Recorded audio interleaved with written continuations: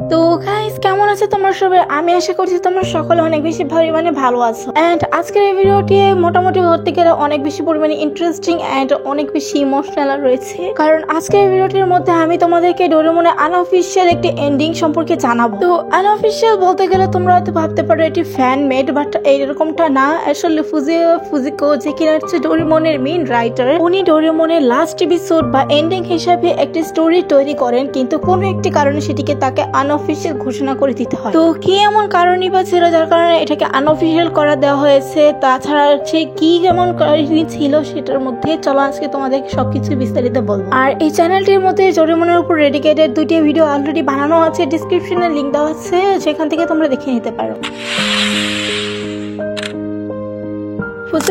ফুজিকো যিনি কিনা হচ্ছে গিয়ে ডোরেমন অ্যানিমের মেইন রাইটার। তো ডোরেমন অ্যানিমেটি বের হওয়ার পর প্রায় অনেক বেশি পরিমাণে পপুলারিটি পায়, এন্ড যে কোনো জিনিসের যেরকমটা শুরু আছে এবং তার শেষও রয়েছে। ঠিক এইসব কিছু চিন্তা ভাবনা করে ফুজিও একদিন একটা ম্যাগাজিন বা নিউজ পেপারের মধ্যে ডোরেমনের লাস্ট এপিসোড বা ডোরেমনের এন্ডিং সম্পর্কে কিছু কথা বলেন। তো তিনি এন্ডিং সম্পর্কে কি বলেছেন বা কি করতে চেয়েছিলেন সেটা বলার আগে এতটুকু জানিয়ে রাখছি যে আমি যে স্টোরিটা এখন তোমাদেরকে বলবো এটা কিছুটা ফ্যানমেড। কেন বললাম এর কারণটি হচ্ছে গিয়ে যে অফিসিয়ালি ভাবে যে ম্যাগাজিন বা নিউজ পেপারটির মধ্যে যেটা দেওয়া হয়েছিল স্টোরিটা, সেই একদম সেম স্টোরিটা আমার হাতে আসে। এন্ড যেহেতু এটা আমি কি অন্যরকম ভাবে জাস্ট অনলাইন থেকে বের করেছি খবরটা, এন্ড তার জন্য এটা কিছুটা হলো ফ্যানমেড হতে পারে, বা কতটুকু আসল বা কতটুকু মিথ্যে সেটা আমার জানা নেই। তাই সে একদম নিউজ পেপারে বলা কাহিনীটার সাথে আমার কাহিনীটা কিছুটা হলো বেমিল থাকতে পারে। কাহিনী শুরু হয় এবং আমাদেরকে বলা হয় যে নোবিতা হচ্ছে কি বর্তমানে কলেজে পড়ে, কিন্তু বর্তমানে সে একটি মানসিক রোগে আক্রান্ত। নোবিতার মা বাবা তাকে বোঝানোর চেষ্টা করে যে ডোরেমনের বলতে কিছুই নেই, ডোরেমনের কোনো অস্তিত্বই নেই, এবং এতদিন সে যাকে ডোরেমন ভেবে এসেছে সেটা শুধুমাত্র তার কল্পনা ছিল। এখান থেকে কাহিনীটা আমাদেরকে কিছুটা পিছনে নিয়ে যায় এবং আমরা 5 বছর বয়সী নোবিতাকে দেখতে পাই। প্রতিনিয়তের মতোই জিয়ান এবং সুনিও নোবিতাকে বিরক্ত করছিল এবং তাকে কাঁদাচ্ছিল, আর এদিকে সুজুকা তাকে চেষ্টা করছিল সামলানো। ছোটবেলা থেকে নোবিতা পড়ালেখার পাশাপাশি অন্য যে সকল কাজ বা ক্যারিকুলামের মধ্যে অনেক বেশি পরিমাণে দুর্বল ছিল, যার কারণে জিয়ান এবং সুনিও তাকে সুযোগ পেলেই চালাতন করত। এভাবেই নোবিতা আস্তে আস্তে বেড়ে উঠতে লাগে এবং হঠাৎ একদিন সে রাস্তার মধ্যে একটি বিড়ালকে দেখতে পায়। বিড়ালটির গায়ের রংটি ছিল একদম ডোরেমনের মতো নীল রঙের এবং সে দেখতে অনেকটাই আমাদের ডোরেমনের মতোই দেখতে ছিল। নোবিতার কাছে বিড়ালটি বেশ পছন্দ হয় এবং সে প্রায় সময় এসে বিড়ালটির সাথে সেখানে খেলা করে যায়। তো একদিন নোবিতা খুব সাহস করে বিড়ালটিকে তার বাসায় নিয়ে আসে এবং নোবিতার আম্মু যখন খেয়েছে নোবিতা বিড়ালটিকে পেয়ে অনেক বেশি পরিমাণে খুশি হয়েছে, তো নোবিতার মা অনেক বেশি পরিমাণে খুশি হয় এবং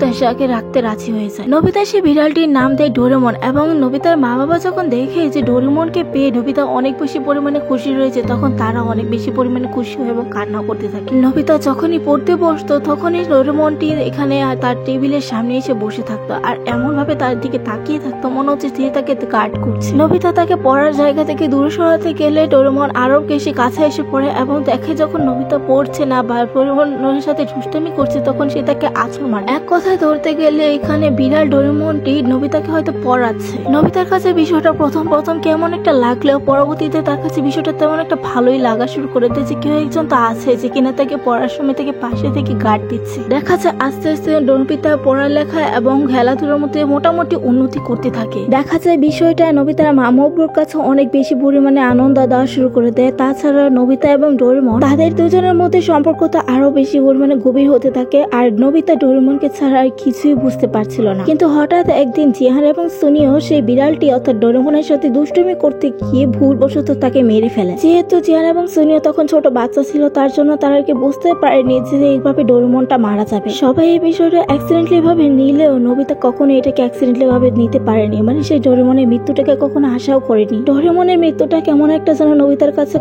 জল্পনার মতো মনে হচ্ছিল, আর সে পাগলের মতো হয়ে যাচ্ছিল। সে ঘুম থেকে উঠলো, ডোরেমন বলে চিৎকার দেয়, খাবার খেতে বলেও ডোরেমনকে খুঁজতে থাকে, ইভেন কি অলওয়েজ সব জায়গাতেই সে ডোরেমনকে খোঁজাখুঁজি শুরু করে দেয়। নোবিতার আম্মু নোবিতার এই ধরনের পাগলামিগুলোকে আর সহ্য করে নিতে পারছিল না, আর এর জন্য সে ব্যাকুল হয়ে কান্নাকাটি করতে থাকে। জিয়ান এবং সুনিও তাদের কাজের জন্য অনুতপ্ত তো হতে থাকে, কিন্তু এতে তাদেরও কোনো দোষ ছিল না যেহেতু তারা তখন বাচ্চা ছিল। কিন্তু নোবিতা ওকে বোঝাবে কে, ওকে কে আগলিয়ে রাখবে যে ডোরেমন বলতে এখন আর কিছুই নেই, এখন আর কেউই নেই ডোরেমনের বলতে। এরকমটা চলতে চলতে নোবিতা যে কখনই একটা মানসিক রোগে আক্রান্ত হয়ে যায় সেটা কেউই টের পায় না। নোবিতা সে রোগে আক্রান্ত হওয়ার পর তার অতীতকে সম্পূর্ণভাবে ভুলে যায় যে ডোরেমন নামের কোনো একটি বিড়াল তার কাছে ছিল, আর সে ডোরেমন নামক একটি রোবটকে কল্পনা করতে থাকে যে কিনা তার ভবিষ্যৎ থেকে এসেছে। এইসব কিছু তখন থেকে শুরু হয় যখন নোবিতা ক্লাস 5-এ পড়তো। নোবিতার আম্মু ব্যাপারটা বুঝতে পারে যে নোবিতা একটি মানসিক রোগে ভুগছে, যার কারণে সে ডোরেমনকে কল্পনা করছে। নোবিতার আব্বু এই ব্যাপারে সিদ্ধান্ত নেয় যে সে নোবিতার চিকিৎসা করাবে এই বিষয় নিয়ে, এবং সেই চিকিৎসা করানোর ব্যবস্থা শুরু করে দেয়। নোবিতা যে তার কল্পনা ডোরেমনকে নিয়ে এত বেশি পরিমাণে খুশি এবং আনন্দের মধ্যে রয়েছে, যেটা দেখে নোবিতার আম্মু নোবিতার আব্বুর কাছে রিকোয়েস্ট করে যার যাই হোক না কেন তাকে যেন কখনো সত্যিটা না বলে, তাকে যেন কখনো এই বিষয়ে কিছু না বলা হয়েছে যে ডোরেমনকে সে ফিউচার থেকে আসে রোবট মনে করছে সেটি আসলে তার কল্পনা। আসলে অনেক লম্বা সময় হয়ে গিয়েছে যে নোবিতা তার মুখের মধ্যে কোনো হাসি আনেনি, সে কখনো আনন্দ ফিল করেনি। এর জন্য নোবিতার আম্মু সবার কাছে কি অনুরোধ করে যেন তারাও বোঝায় যে হ্যাঁ ডোরেমনের বলতে কিছু একটা আছে এবং সেটা ফিউচার থেকে এসেছে। নোবিতার মা শুধুমাত্র তার ছেলের মুখে হাসি ফিরিয়ে রাখার জন্য সে এত কষ্ট করছে, এত পাগলামি করছে। এইসব কিছু দেখে বাকিরাও নোবিতাকে এরকম বিশ্বাস দেওয়া শুরু করে দেয় যে ডোরেমন আসলেই রয়েছে এবং তারাও ডোরেমনের সাথে এনজয় করছে, অ্যাডভেঞ্চারে যাচ্ছে। নোবিতা সেই সব কিছুকে কল্পনা করতে থাকে যেগুলো আর কি আমরা অ্যানিমেতে দেখে এসেছি। আর এরপর থেকে নোবিতা আস্তে আস্তে নর্মাল হতে শুরু করে দেয়, নোবিতাও টপ করা শুরু করে দেয়, নোবিতাও খেলাধুলার মধ্যে ভালো করা শুরু করে দেয়। কিন্তু নোবিতা সে অদ্ভুত কল্পনার মধ্যে থেকে কখনো বেরিয়ে আসতে পারে না। এভাবে আস্তে আস্তে নোবিতা কলেজে উঠে যায় এবং এক পর্যায়ে গিয়ে নোবিতার বাবা সিদ্ধান্ত নিয়েছে তাকে সবকিছু বলে দেবে। নোবিতার আম্মু অনেক বেশি পরিমাণে রিকোয়েস্ট করে যেন নোবিতাকে এই বিষয়ে কিছুই না বলা হয়, কিন্তু নোবিতার বাবা তাকে জানায় দেখো নোবিতা এখন অনেক বড় হয়ে গিয়েছে, নোবিতা এখন বুঝতে শুরু করে দিয়েছে, তাকে এখন বোঝানো লাগবে যে ডোরেমনের বলতে আসলে কিছুই নেই। আর যাই হোক না কেন তাকে বাস্তবতা মেনে নেওয়া শিখতেই হবে। নোবিতার আম্মু এই বিষয় নিয়ে অনেক বেশি পরিমাণে কান্নাকাটি করতে থাকে, কারণ সে জানে যে নোবিতা এটা কখনোই মেনে নিতে পারবে না। এরপর সে ডাক্তার যে কিনা নোবিতাকে সেই ক্লাস 5 থেকে চিকিৎসা করে এসেছে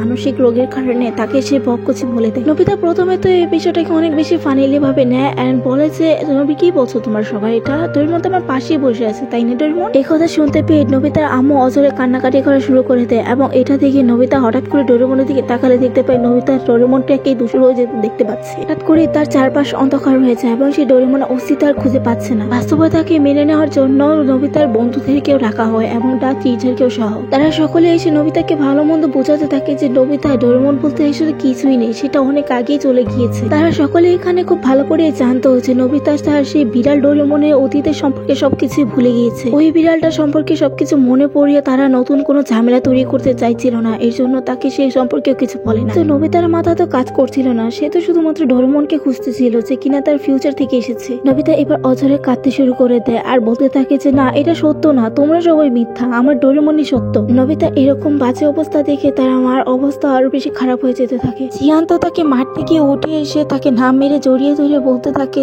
এই নোবিতা তুমি এরকম কেন করছো, একটু সুস্থ হও না, তুমি প্লিজ আমাকে মাফ করে দাও, আমার জন্য তোমার আজ এই অবস্থা। নোবিতা এখানে কোনো কথাই বলে না আর চুপচাপ কান্নাকাটি করতে থাকে, আর এদিকে কারো কাছে কোনো কথা বলার মতো কিছুই থাকে না। এরপর রাত্রেবেলা নোবিতা যখন নিচের বিছানায় শুয়ে রয়েছিল তখন তার ঘুম পাচ্ছিল না, সে থেকেই নিচে বলছিল ডোরেমন সে কি আসলেই মিথ্যা, সে তো আমার ফিউচার থেকে এসেছে আমার ফিউচারটাকে আরেকটু সুন্দর করার জন্য, তাহলে কেন সবাই আমাকে শুধু এটাই বলে যাচ্ছে যে তুমি মিথ্যা। ডোরেমন তুমি কোথায় চলে গেলে, তুমি সবার সামনে এসে বলো যে তুমি সত্য। নোবিতা এসব কিছু বলছিল আর নীরবে কান্নাকাটি করেই যাচ্ছিল। এর পরবর্তী সকাল থেকে নোবিতা বাসা থেকে নিখোঁজ হয়ে যায়, তার কোনো খোঁজ সন্ধান কিছুই পাওয়া যায় না এবং এখানে এই গল্পটি সম্পূর্ণভাবে শেষ হয়ে যায়। অনেকে এখানে বলে নোবিতা হয়তো বাসা থেকে পালিয়ে গিয়ে কোথাও গিয়ে আত্মহত্যা করে নিয়েছে, তবে এটা সম্পূর্ণভাবে বিশ্বাস করার দায়িত্ব তোমাদের উপরে। আর এই গল্পটিকে আনঅফিসিয়াল করে দেওয়ার কারণটি হচ্ছে কি যেদিন এই গল্পটিকে অথবা এই গল্পটিকে নিউজ পেপারে বা ম্যাগাজিনের মধ্যে ছাপিয়ে দেওয়া হয়, এর পরের দিন থেকে ডোরেমন ফ্যান্সরা মিলে ডোজেকে ফুজিওর উপর হামলা করা শুরু করে দেয়, কেননা তারা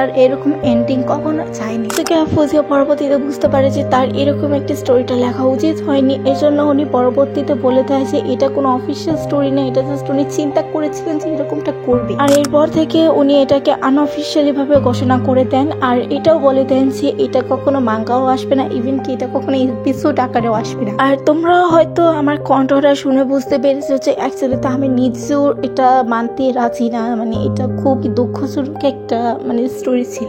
আমি সুন্দর মতো ভয়েস ওভার করতে পারতেছি না, আমার চোখ থেকে পানি বেরোচ্ছে। বাই দ্য ওয়ে, তোমাদের কাছে এই গল্পটি নিয়ে কি আমার মতামত রয়েছে সেটা তোমরা অবশ্যই কমেন্টে জানিও। এন্ড আজকে তোমার জন্য একটু বেশি করে রিকোয়েস্ট থাকবে যে তোমরা এটা বেশি বেশি করে শেয়ার করো, তোমরা এই ভিডিওটিকে বেশি বেশি পরিমাণে শেয়ার করো। এন্ড এটা মতামত আমি জানতে চাই যে অ্যাকচুয়ালিতে কি এটা কেউ ফুজিও একটি সঠিক স্টোরি লিখেছিলেন কিনা। বাকি তোমাদের সাথে আমি পরবর্তী কোনো একটি ভিডিওতে দেখা করবো। ততদিনের জন্য আল্লাহ হাফিজ।